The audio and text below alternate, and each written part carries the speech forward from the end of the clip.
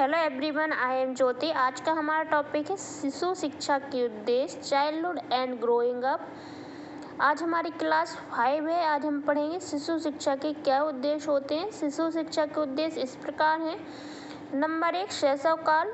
शैशवकाल का समुचित उपयोग करना, विकास का सही दिशा देना। जो शैशवकाल होता है 0 से 5 ईयर तक।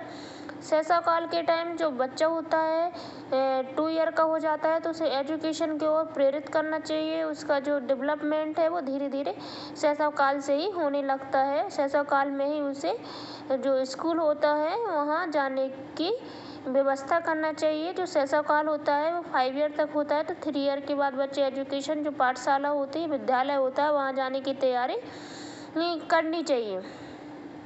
नंबर 2, शिशुओं को प्रारंभ से ही सीखने की गतिविधियों के लिए प्रेरित करना चाहिए। जो शिशु होते हैं उनको स्टार्टिंग से ही जो सीखने की जो विधियाँ होती हैं उनके लिए हमें प्रेरित करना चाहिए।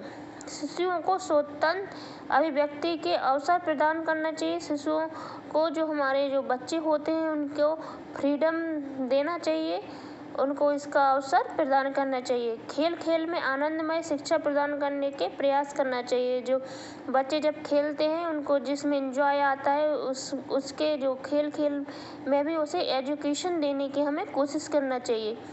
नंबर 5, प्रारंभ से सामूहिक भावना का विकास करना चाहिए। जो स्टार्टिंग होती है वहीं से हमें जो हमारा समाज होता है जो सामूहिक भावना का हमें विकास करना चाहिए। नंबर 7, बच्चों में अच्छी आदतों का और अभिरुचियों का निर्माण करना चाहिए।